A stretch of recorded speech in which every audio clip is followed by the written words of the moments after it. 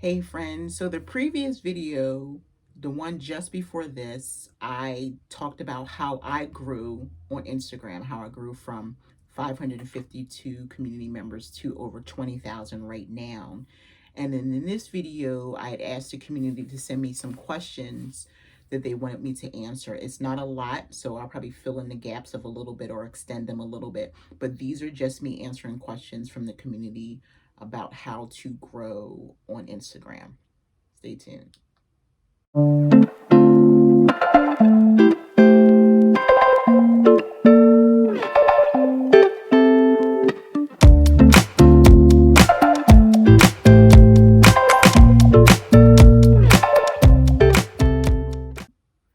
Okay, so basically I just copy and pasted from the question sticker on in my stories. I started a conversation asking people if they had any questions because I was going to do a Q&A segment about Instagram. And there wasn't that many, so there's not going to be a particular order. I'm just going to read them based on how they came in. One of the questions is, how do you start a conversation with people you don't know? That is a really great question. And I would just say, just start. And the person who asked me the question is really interesting because she just reached out to me through a DM. So you basically ask me a question that you already answered. You send a DM to a person and just start a conversation with them, or you answer a question on their comments and you start the conversation, or you answer it based on how the question was versed. So it's really pretty simple to do it. I know for people, there's a lot of introverts out there and they don't want to really talk to people or whatever. But I think it's really important that if you're going to build a strong community, if you're interested in that, that's really the key. You have to decide like where it is you want to be in the Instagram world, because the Instagram world could be overwhelming. So you have to figure out, one, also, do you want that person really to be involved in your life? So you can go to their profile and you can look if they're really popular. Are they going to take the time of day? Find someone who's has more in common with you and start a conversation with them. It's based on what you want to know, where you want to grow, what kind of content you want to put out there, who do you want in your space. So it's a lot that can be involved in that. I think it's really fun to reach out to people, and it's, for me, it's a really great question because I use Instagram to find people to interview and to be on my lives.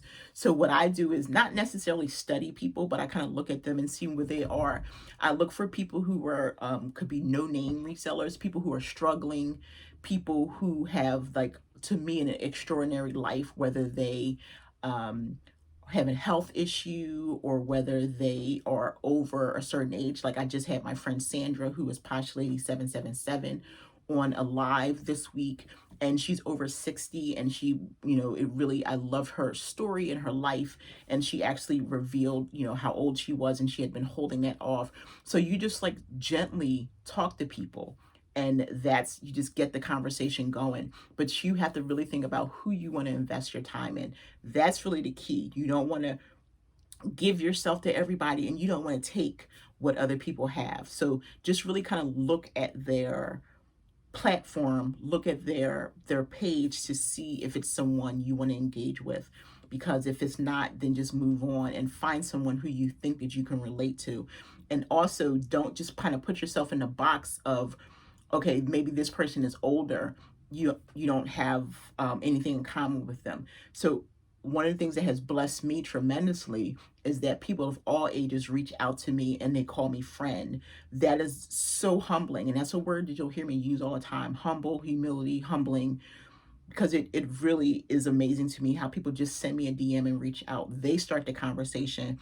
And the key with that is, it's up to you to continue it, no matter how big or how much you grow.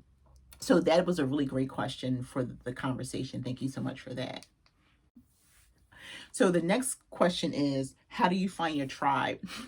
That's a really good one. You have to look for your tribe. And that's what I did.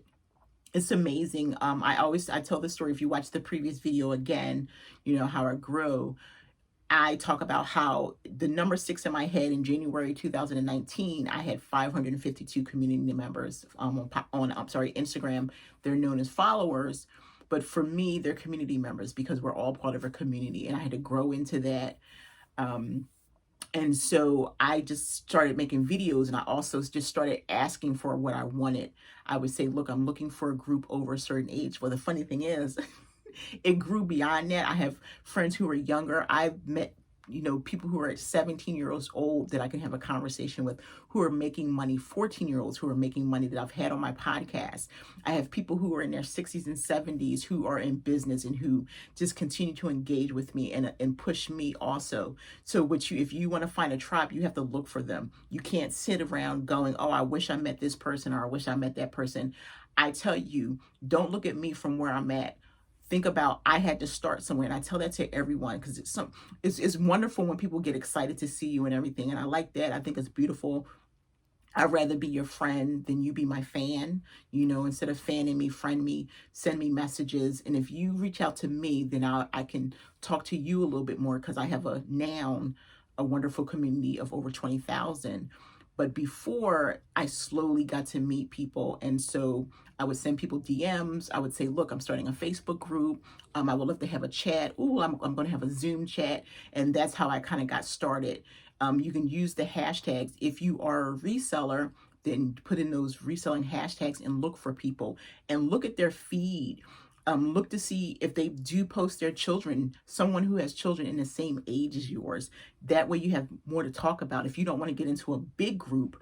But then the best way to do it is to start something on your own. Start a Facebook group and start kind of putting that out there every single day, sharing in your stories. That, look, I'm starting a Facebook group, especially now that we're living through the pandemic, and there's a lot of parents who are homeschooling their children through the virtual learning community. You can start something on your own. If you have a child who is on the spectrum, if you have a child who has a medical condition, if you are a single mom, if you are a mom that has a certain amount of children, you can start your own community, find your own tribe. And that's what I did. I say it all the time. It's just like the field of dreams. If you build it, they will come. So you have to look for your tribe. Anything that you want, you have to build it or find it on your own. Because if you sit around waiting for it, it's probably not going to happen. Okay, so the next question is, do you plan out your content for social media? Yes, I do. I have to, because not only am I on Instagram, but I'm on YouTube. YouTube is one of the biggest social media platforms there is. So I have, for every Instagram page that I have, and I think I have about 5 of them, I have a Facebook page that goes along with it. So, and I'm also on Twitter, which I don't use as often. I want to start tweeting a little bit more. I delve into TikTok every now and then. I'm not a fan of TikTok at all. I prefer Reels because it's already on Instagram, and that's where most of my growth is. Pinterest is my next one, where I definitely delve into Pinterest. If you're interested in that, I do have a video for Pinterest, and it also gets really into analytics. It helps me build my business. And so yes, I plan out my content. I put the most attention on right now Instagram and YouTube. I'm trying to get monetized on YouTube, and I'm like almost there. So I've been making a lot of videos because I want my views to be up, but I also want to put out content that is educational, motivational, doing vlogs and just being myself. So Instagram, I try to post every single day on Instagram. My goal is a minimum of 2, a maximum of 5. But in addition to that, I do stories, I do IGTV videos, I'm creating reels. So you just have to figure out where you want to go. My goal for reels is like twice a week. My goal for IGTV videos is probably twice a week, because I'm only doing little snippets now of these kind of videos for YouTube. I just break it up into create a little bit of video and try to create motivational posts and things like that. So I do have a routine also. A lot of the times I start the day with myself. Sometimes I don't. If I show my packages, it has to be something moving or motivational about it, or educational about showing my packages, not for the sake of just showing my packages. That was Alexa doing her thing. But so it's I have to plan it out. So I have an actual calendar, which is right here. That's my business. Let me see. So I'm just getting started. I'm playing around with new calendars, and I use a paper calendar. I don't have time for online stuff. It defeats the purpose for me. I need to be able to pull it. So here is my weekly content calendar, and up top is I just talk about Instagram, and I wrote 2 to 4 times a day, includes stories, reels, 2 days a week, IGTV 2 days, and it corresponds with YouTube. All of this is there.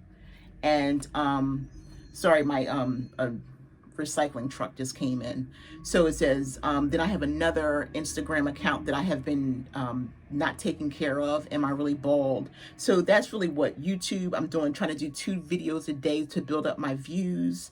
My Facebook group, which I just started, I'm really slacking on that. But yes, I do use a content calendar. And I say, if you really want to be serious and build your Instagram, then to do it, you have to do what works for you. If you work outside of the home, it's going to be a little bit more challenging for me because I work from home. I'm not just a reseller, I'm a business owner. So I use Instagram intentionally.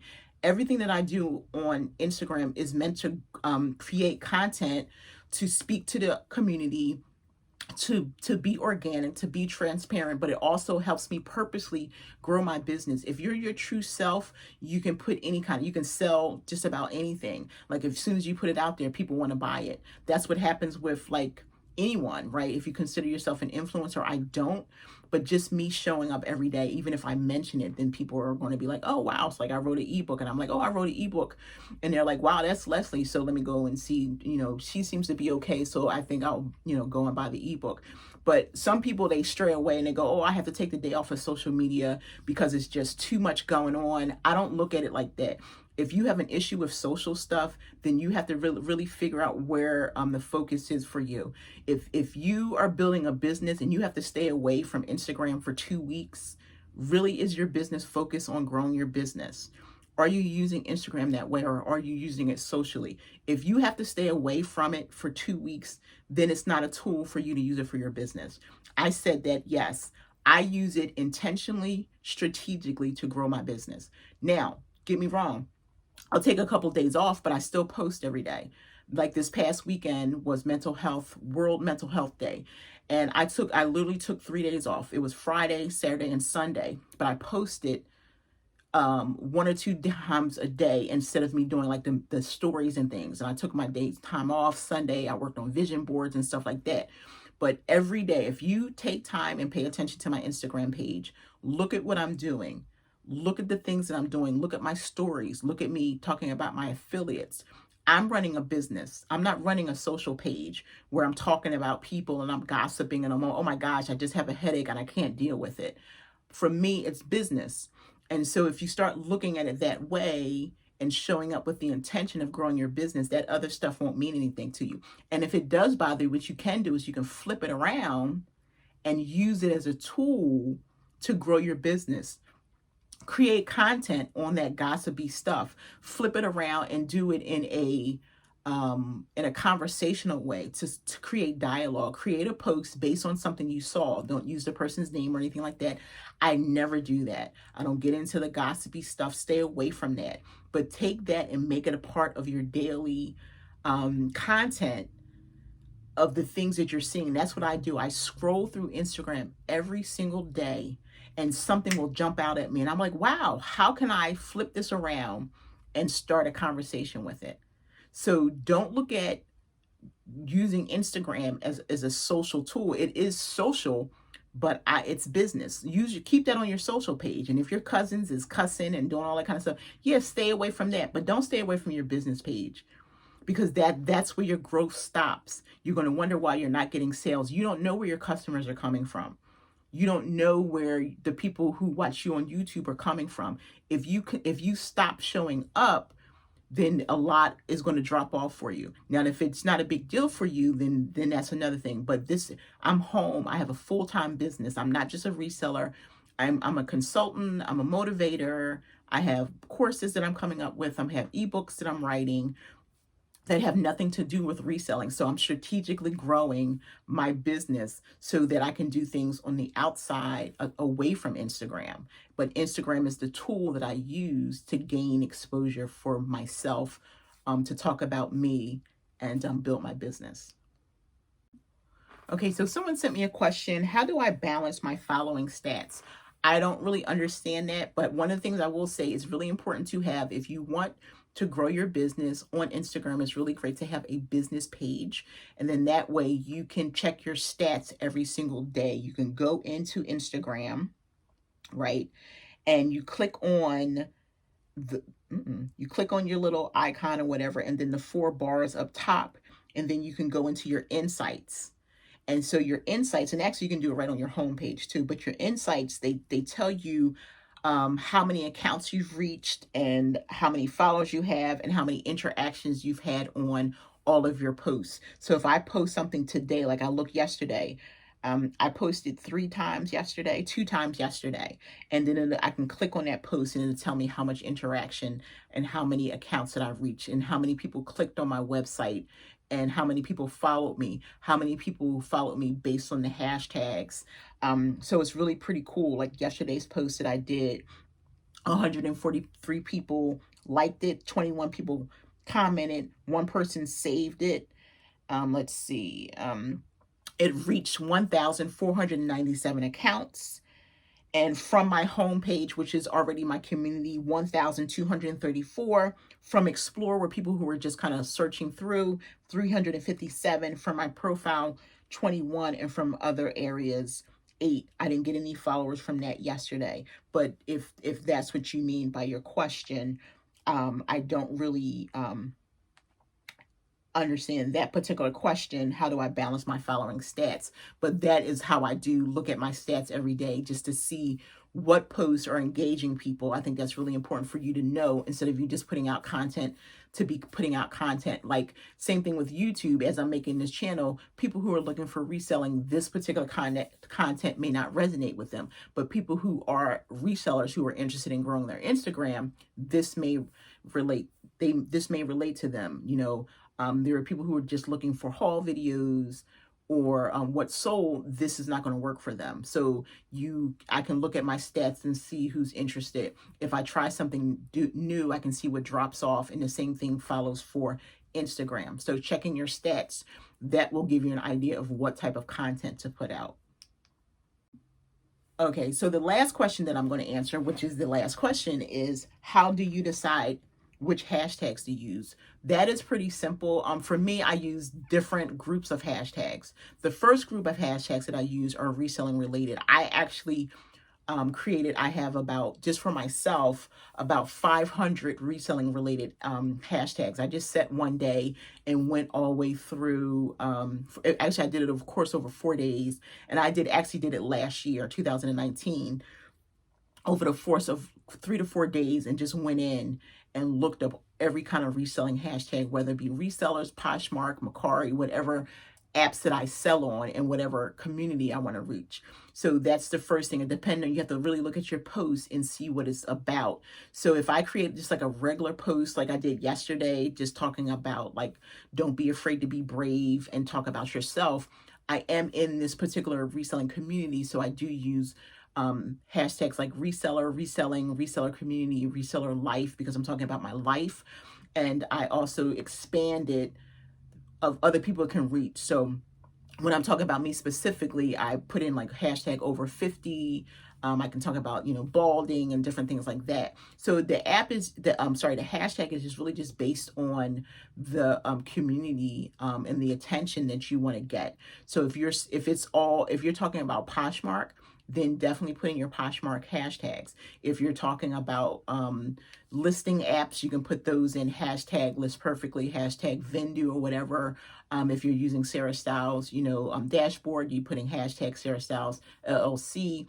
Then if it's a Poshmark specific post, you're going to put in definitely hashtag Poshmark, but then other things. So you put in Poshmark, and then it opens up, and you should be able to scroll and find the hashtag that best fits your post. If you're talking about listing something, so you want to put in Poshmark listing. If you're also talking about Mercari and the same thing, you want to use Mercari. If you're talking about all your apps, all your selling apps, you want to make sure you mention all of those: Depop, eBay, Amazon. So whatever's related, if you want to reach the whole community, reseller is the first thing you want to use, and then use the individual app. So it really just depends on what you're focused on.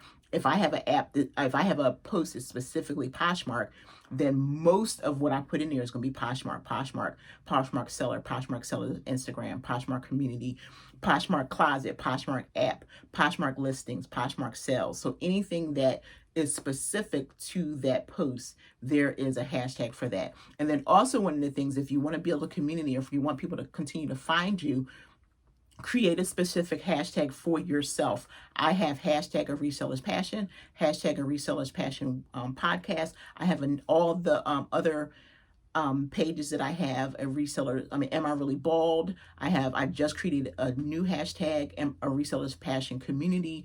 So if you identify yourself as one of my community members, people will click on that so that they can see what you're talking about. But definitely create a hashtag specifically to you and your business. And hopefully that answered the question. Hey friends, I hope you enjoyed this video. If you did, please consider subscribing and giving me a thumbs up and setting a reminder for future videos. I have a lot of great content coming. I want to let you know that I love you and I validate you, and keep doing the things that you think that you cannot do. Take care, friends.